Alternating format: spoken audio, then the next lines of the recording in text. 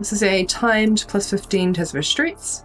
I'm playing Resto Shaman, Kyrian with the Kyrian Legendary, and Mikanikos Soulbind. A lot of these mobs have purgeable buffs, so you can rotate through and purge those off. You'll see I dropped my Vesper totem, mostly using Riptide, and then doing DPS with your Healing Surge. You'll see Zomaz is going to cast a Radiant Pulse that looks stunnable, that we do nothing about, does quite a lot of party damage. So next time I'm here, I think I will be saving Capacitor Totem for that guy. It looks like quite a long cast, so it should be reasonably easy to do. All these guys are fairly similar. You just want to be purging them and drop doing what you can, using Capacitor Totem when you can, dispelling your party, and then going through your normal rotation, which for me is dropping Vesper Totem, putting out Flame Shock, using Lava Bursts and Chain Lightning, and then mostly relying on Riptide to keep people up, but throwing out Healing Surge when I need to. You'll see I do also use some chain heals in this dungeon, which is very, very unusual. I don't usually use chain heal at all on Mythic Plus, but I recently got my 2-set bonus, and I have this nifty new weak aura, which you can see it's the blue bar underneath my nameplate, and that tells me when I have 100% crit chance on my next chain heal, and I was finding that very difficult to ignore.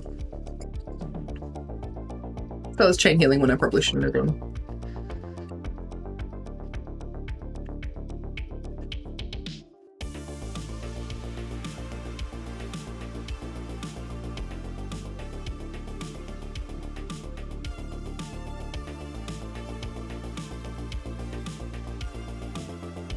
It's quite a lot of damage going out at this point. I probably could have used a healing cooldown, but I don't think I did. You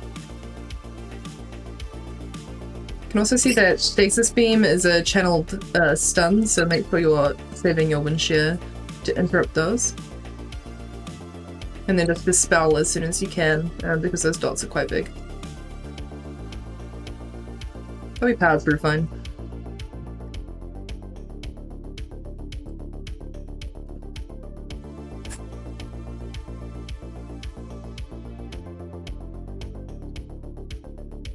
Up to our first set of relics, and now we tend to favor the relic. We get almost every single time, unless it's a rare occasion when we want the stealth relic, which I think is low. When we first started playing this affix, we would get Vi quite a lot for the haste, but the interceptor is a real pain, and our group tends to favor the cooldown reduction anyway. So I definitely should be using my healing cooldowns more here, so that I can benefit from that as well. And just make it a bit easier on myself. Probably do more damage if I just dropped a healing type. So this guy, after you kill him, the real boss spawns, but he doesn't automatically pull. So we kill this guy, and then basically dip out for a second, we get some more mobs, because there's another set of relics behind them. So we go over and get those relics and then come back.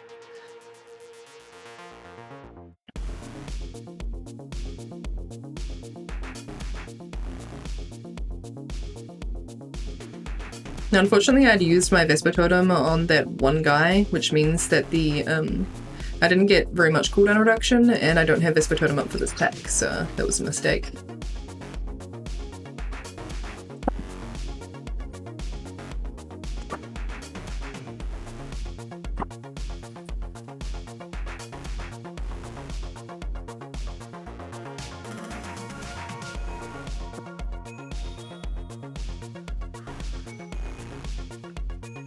Now back onto the boss.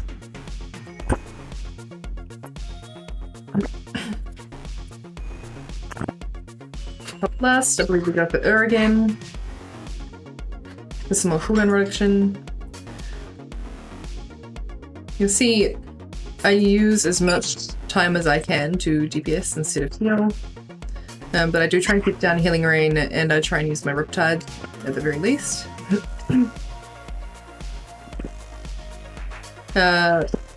This interrogation coming up, you'll see it goes on our DK.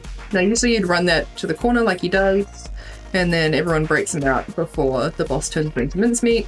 But actually DK uses Icebound Fortitude and it instantly breaks the interrogation cell. So that was pretty neat.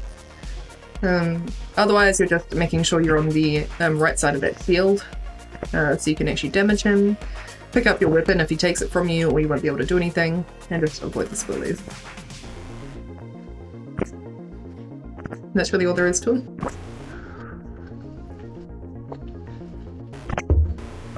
I'm just keeping a flame shock up, I'm dropping Kyrian Totem, I'm using all my lava bursts, and then just using lightning bolt to DPS.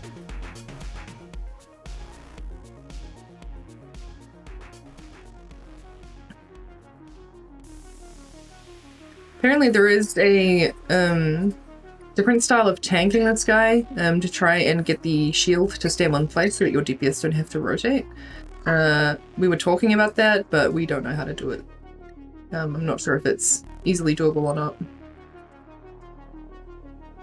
But I'm sure if you have spellcasters in your group that they will absolutely adore you if you can figure out how to do that.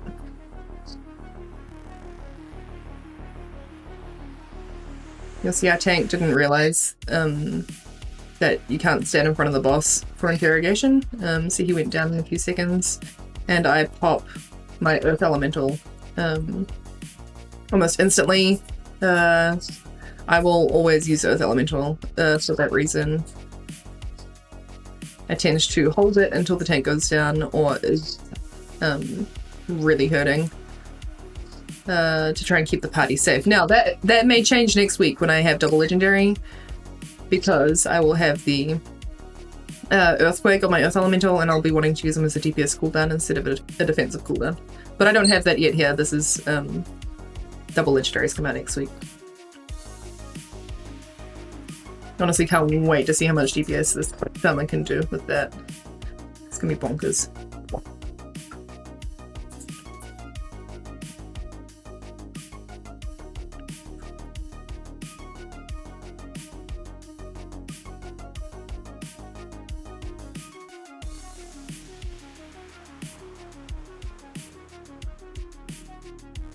Our tank pulls these two overseers through into the courtyard outside because they do the beams on the ground. And if you take them outside, you have a bit more space. So that's what we did.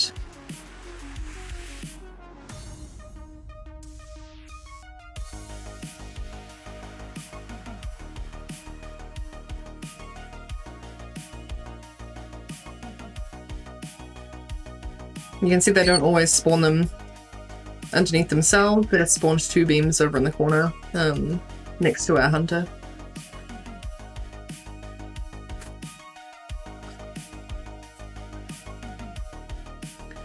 We start heading down the stairs, and our demon hunter uses spectral sight to help us find the stealth units, the stalkers.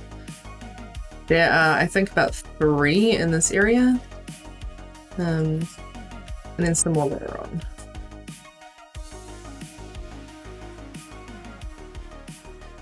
So I prep, I get my healing rain down, then I start doing some damage.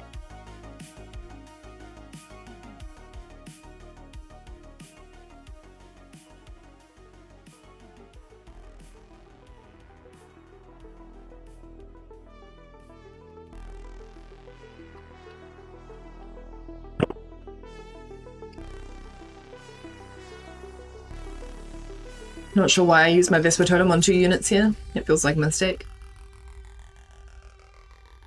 Probably won't be up for the next group. I'm also not using it as good as I could be, I don't think. I'm not being mindful to use lots of instant casts. After I drop it, I kind of tend to just drop it and then do whatever. But I think I should probably be saving like 2 casts of Riptide. Apparently Unleash Life is really good with Kyrian for another instant cast. You can immediately get out 3 heals. But yeah, I'm not very good at using it yet, I don't think.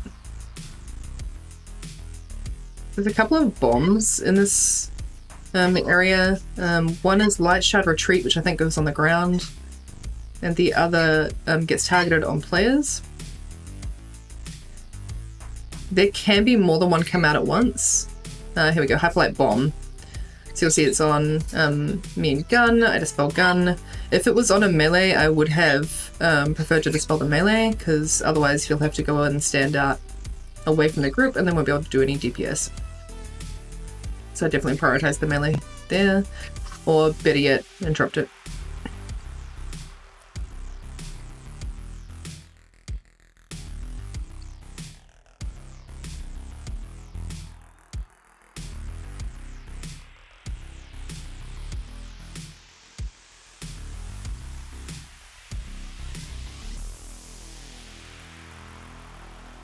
You'll see I end up DPSing quite a bit. I'm just keeping Flame Shock up. I use my Lava Burst procs. If it's single target damage, I'll stop using Lava Burst if I'm good. Not always good. And then just throwing out lots of Chain Lightning. I think I do reasonable damage there. It was 5k, I should have been able to do more than that. You'll see I get ready to help interrupt that Wise Guy to bring it in. Ranged interrupt is amazing. And can be really, really helpful, so make sure you're using it.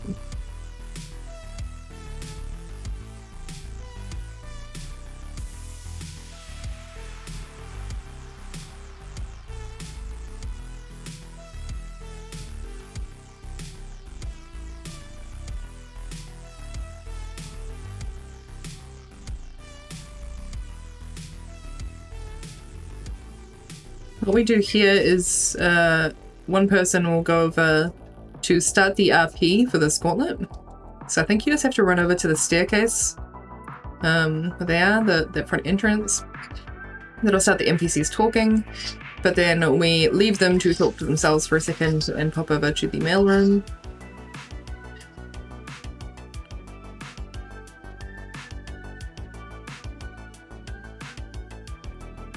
Now you want to try and interrupt these I think it's the workers from, oh no, sorters from opening the cage. You can cap totem them, but the casting's quite quick, so it might be difficult.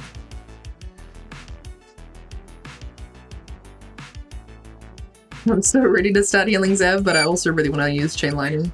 I decide he's fine. Don't feel obliged to keep people popped up before, we really don't need to.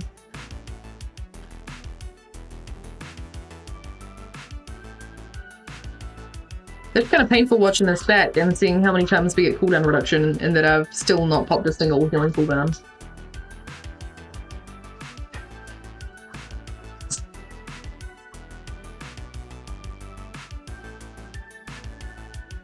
I think I was expecting the healing to get hard at some point, but it wasn't really, so I should have just been dropping, you know, especially Healing Tide. It's just passive. Make sure I get Healing Rain down first and then drop a Healing Tide and then DPS, and I wouldn't have to worry about any healing at all. So these elementals will drop a big purple bubble after they die that gives you a haste buff. So here we talk about how we can try and keep the 2 elementals alive. You see our DK grips one over into a trap, and we just try not to do too much damage to the other one.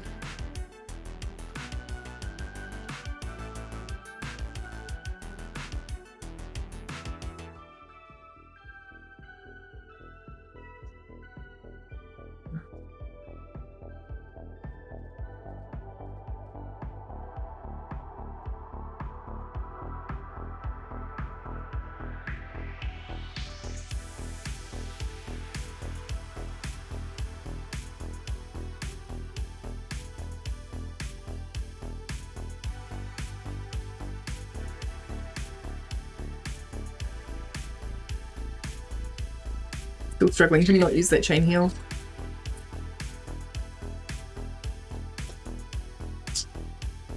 I don't have Force it yet either, so it wouldn't be reducing the cooldown in any of my totems. You can see when I do swap to healing, I do drop Cloudburst totem as well. But like all my healing, I haven't been using it too much in this dungeon so far.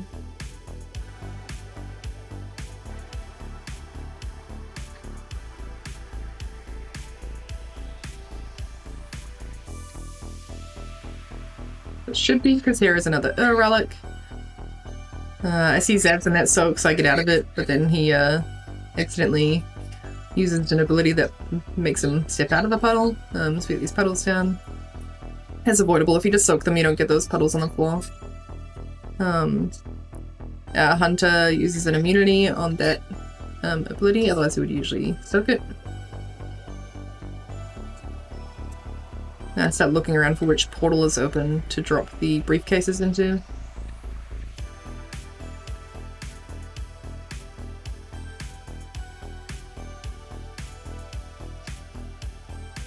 He does that fan mail ability at the same time, which is a fair bit of damage to the team. Just need to keep an eye on that if you are dropping those bombs. Just make sure you don't let anyone die. You can see the whirlwind radius is actually quite big.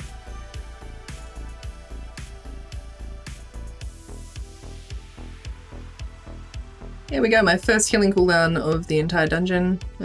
So Spirit Link has 10% damage reduction on it, so I know there's going to be incoming damage, so I just drop it for that reason. I wasn't afraid that anyone was going to die. It was just to mitigate some of the damage from it, just because I can.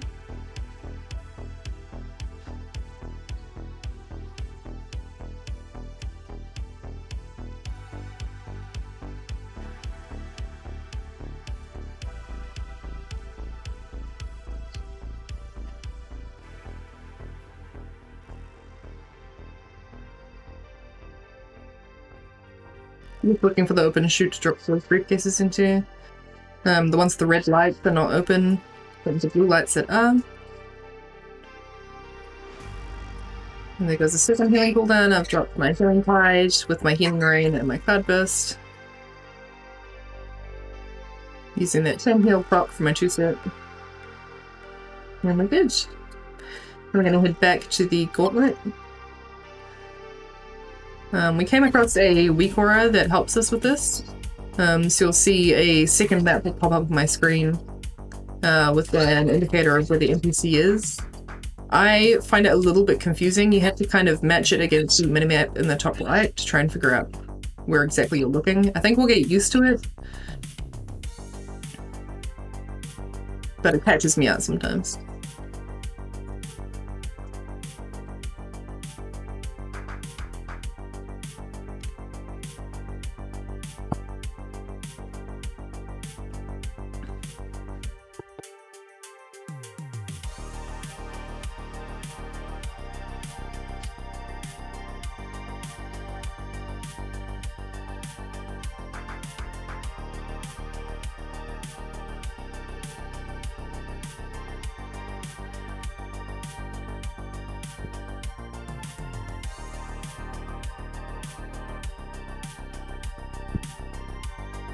Drop cap totem there. Just making sure our runner is topped up. Popped Vesper totem, but I probably should have moved that closer. I'm not sure that it's hitting all of them.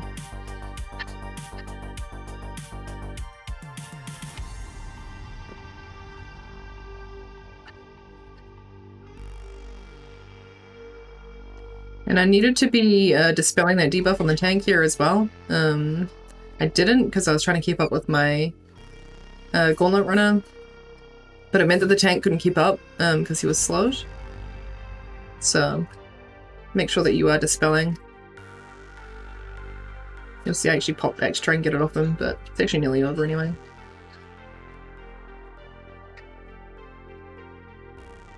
Big dispel, big belly.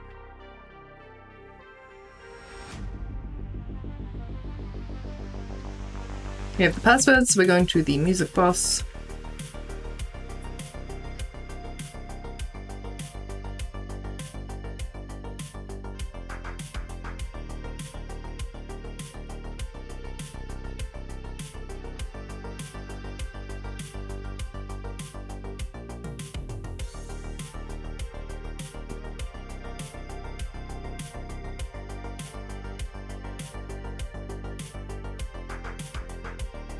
It's good to have a range on the drums. So usually you might find that the healer does it, but if you're a Holy Pally, for instance, or a Mistweaver Monk, then chuck a ranged DPS on the drums instead.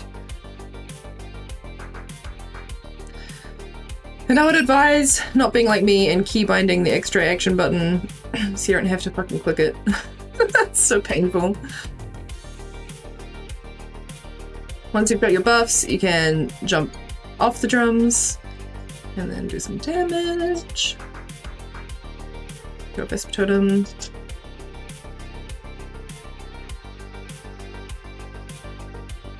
See, I'm doing 12k DPS there. It's ridiculous.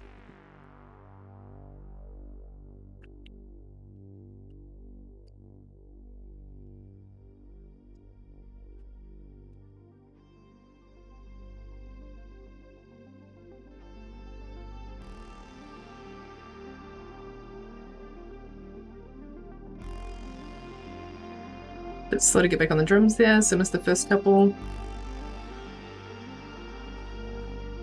This does give you a buff, so you should try and get them.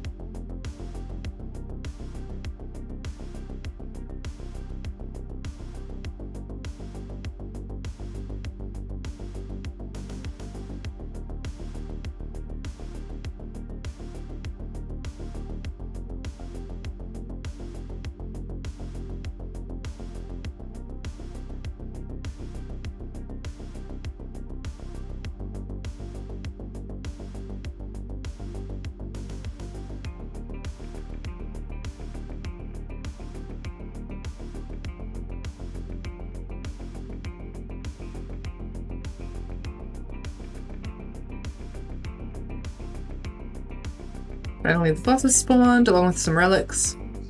And we're probably going for Urigan. Yep. You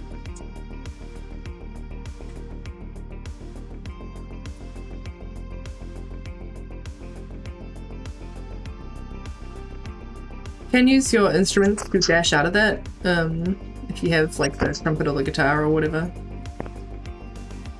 That crowd control, you can see is telegraphing a frontal. Don't get hit by that frontal. I think they changed the drums so that you're like immune to AoE effects when you're sitting on the drums, but I haven't been brave enough to test if that includes that boss frontal. I tend to get off and run away instead.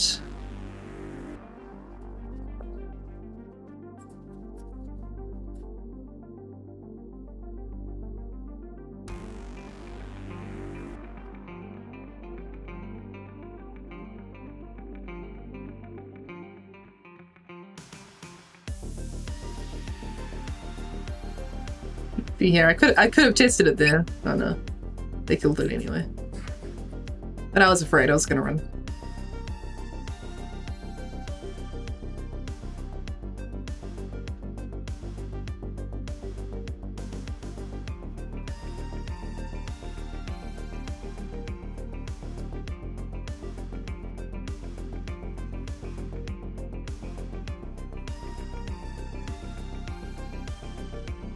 I didn't catch it, but there are some NPCs you can speak to open up portals at the entrance, so that if you wipe, it is faster to get back to where you were up to. I'm not actually sure where they are in that first area, because I haven't had to get them before, but I've seen them in other places. I think they tend to have a glow, like a white glow around them. If you see them, you can carefully grab them. Sometimes there's pets around them, just be cautious about it. The nature lock is really annoying.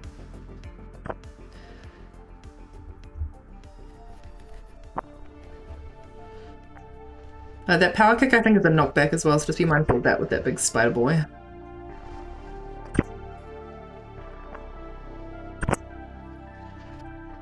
Well, this guy here has a ability where he connects two players and they drag together.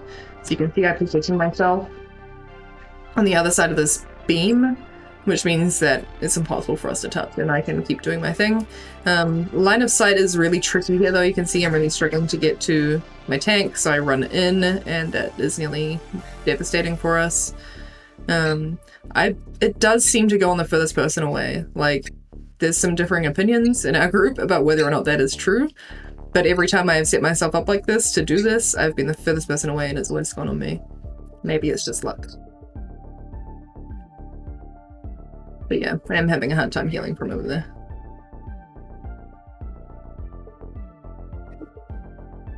And then you can see it was on our hunter, and then he was the furthest away. And we touch, so you can see how much damage it does if we do touch each other. So make sure you don't touch if you are connected to someone. The conflict does hurt quite a bit, so do get interrupts where you can.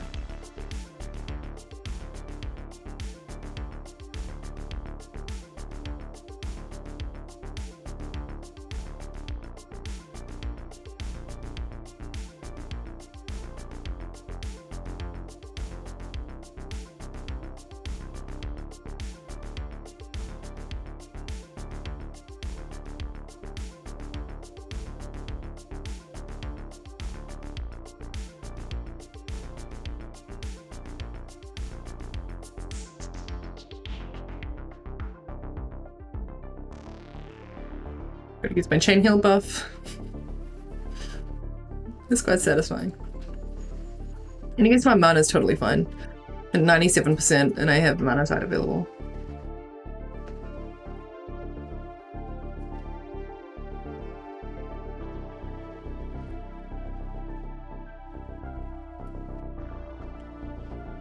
So that strike ability that the Peacekeepers are doing is what's locking me. I should be stopping my cast or capturing them. Now we did try and start the RP on this next boss early, but it didn't really seem to work. I'm not too sure what happened there.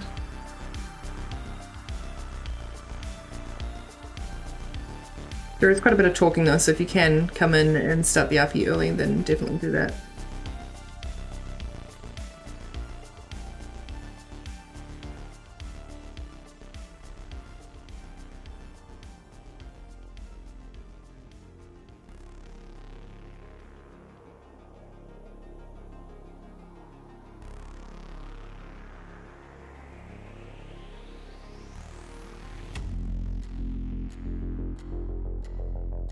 This gluttony ability that's on me, when you get it after the second of these 3 bosses comes down, you can pick up all the orbs, and that will give you a stacking buff. But for now, there's really nothing I can do with it. There's nothing to pick up with it. You'll see we got the Relic again. More cooldown reduction for this silly healer who doesn't use her cooldowns. This move, you just have to remember where the first ones are going to land, and then move on to those areas once they have landed.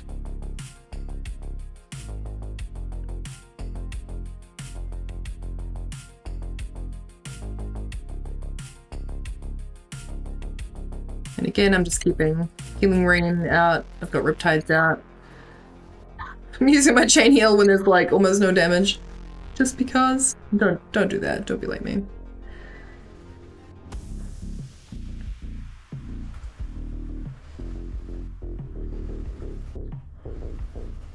Now we have the second boss down, which means gluttony will actually start making a difference. I should have dispelled DJ there, the DK, so he could go back in and DPS, rather than dispelling myself. I was actually just surprised because I didn't realize those big pools were dispellable.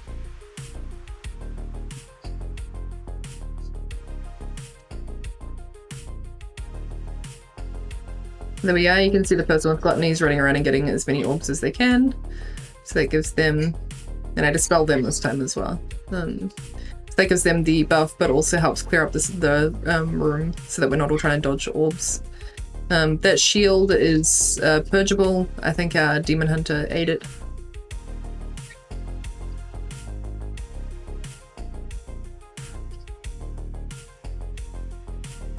Did myself there, probably should have done DJ, but I was getting ready to get these orbs. Move quite quickly. I'm struggling to catch them even in ghostful form. But yeah, prioritize the orbs around melee.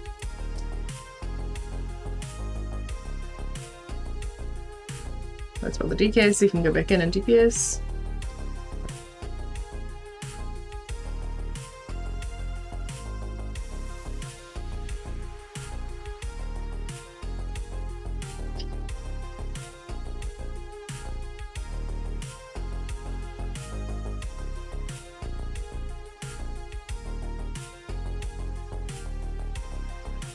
This dragon seems to get worse over time.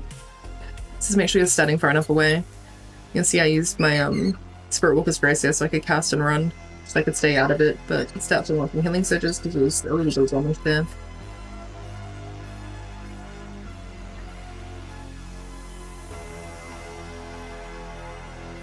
But I am actually using my healing cooldowns here. Apparently I used Healing Tide Totem as well, it doesn't touch to it.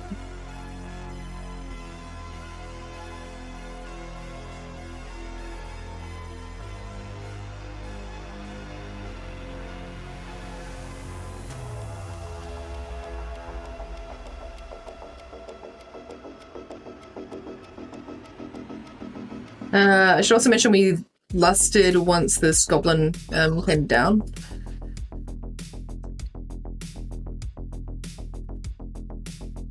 So again, just sitting up here to stay out of this whirlwind. Go hit that ball.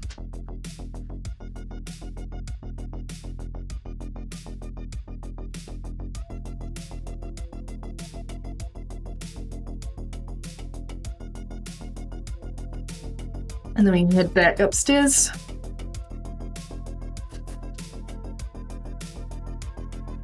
Just being careful of these pets.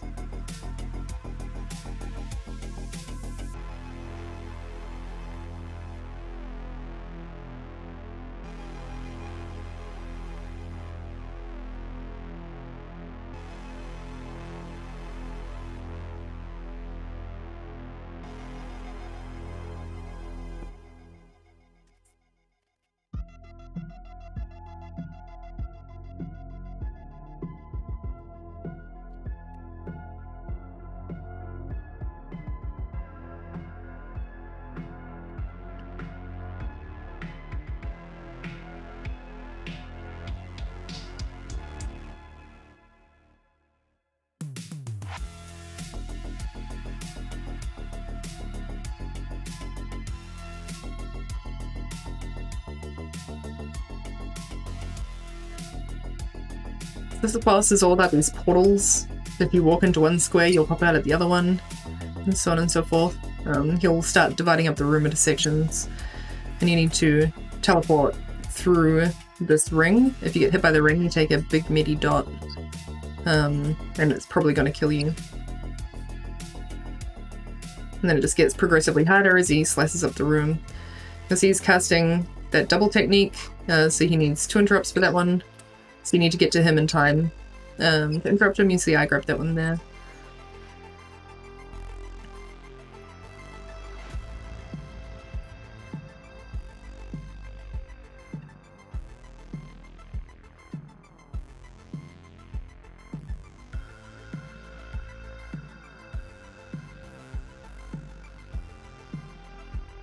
It can be helpful to just stack on the tank for that. So just follow where the tank goes to make sure that you're going to end up in the same position as where the boss is. And you'll see he'll divide the room again. And then I think the next teleport that he does, the portals around the room are going to swap as the circle's coming out. So you can't really delay. It's a risk to delay. Just make sure you go with your tank as soon as he goes.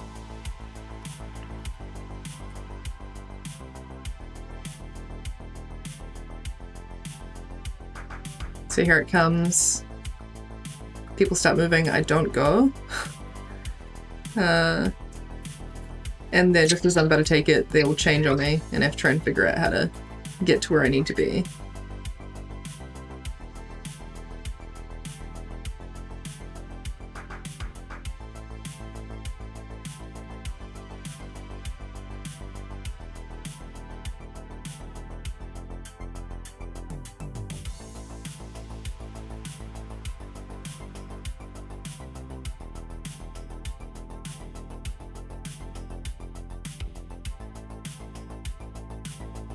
See people start dropping dangerously low here, so I drop my Spritling Totem.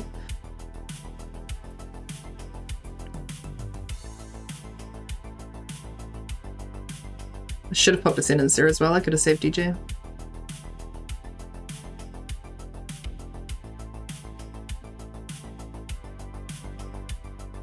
But there we are.